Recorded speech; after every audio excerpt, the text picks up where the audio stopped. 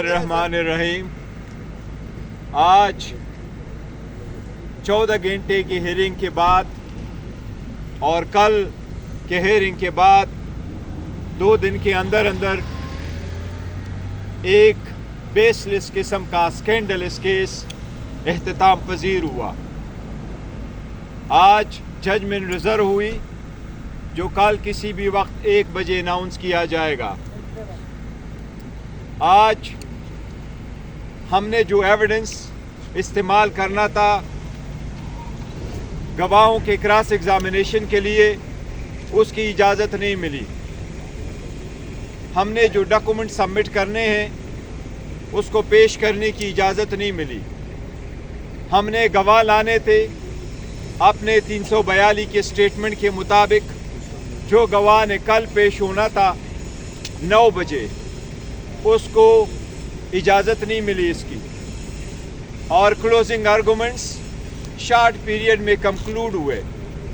Acquittal की दरख्वास्त दी गई थी जो विद इन 10 मिनट्स रिजेक्ट कर दी गई। इस किस्म के ट्रायल से अदलिया के साथ भी अनहोनी हो रही है। अदलिया को हम हर आए दिन रिक्वेस्ट करते हैं कि बुनियादी हकूक़ का तहफ़्फ़ुज़ करवाना और करना अदलिया की ज़िम्मेदारी है।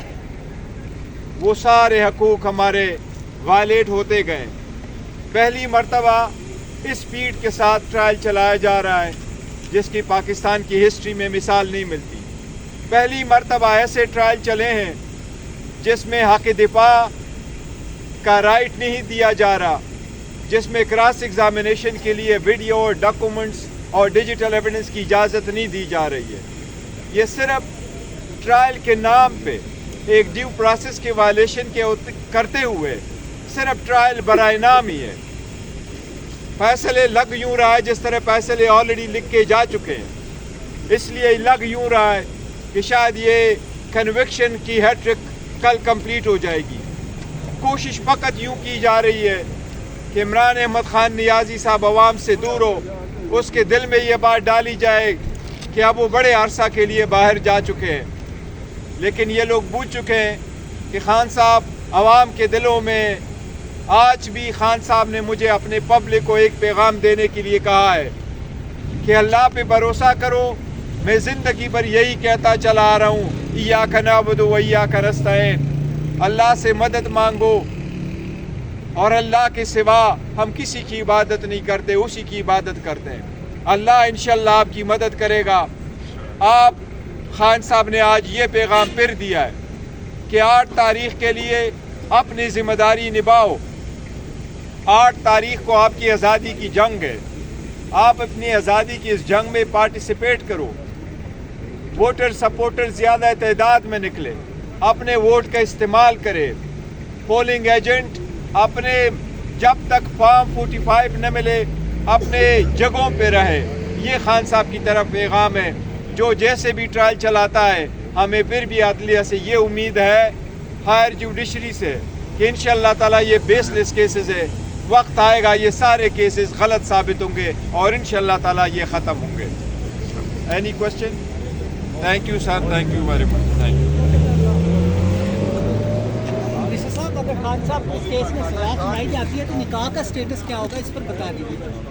नहीं, देखो ये निकाह के मुतालिक नहीं है। ये कहते हैं कि सेकंड है। हमारा कहना यही कि ये एक ही निकाह हुआ है, निकाह 2 नहीं हुए, एक ही निकाह हुआ है। दूसरी तो सेरेमनी थी, एक फंक्शन था बच्चों को बताने के लिए, उसके साथ था, तो इसलिए उस पर कोई असर नहीं पड़ता। जी हाँ।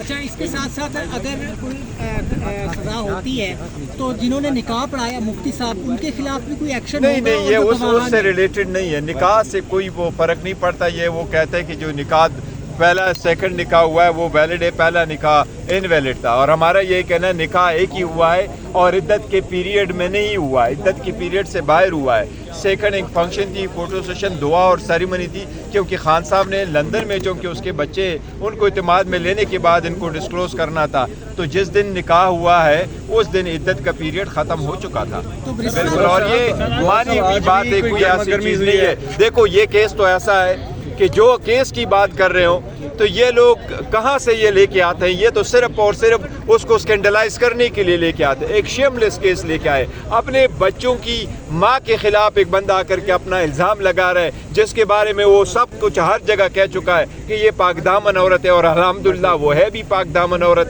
اور اسی کے ساتھ جو نکاح ہے, نکاح ایک سنت طریقہ اور نکاح عدت کے بعد پیریڈ کا ہوا ہے, اور پہلے سے ان کی طلاق ہو چکی تھی. اب یہ 6 سال بعد آ کر کے کہے, آج مولوی صاحب نے یہ بات مانی ہے عدالت میں کہ مجھے تو اون چودھری اٹھا کے لے کے آیا.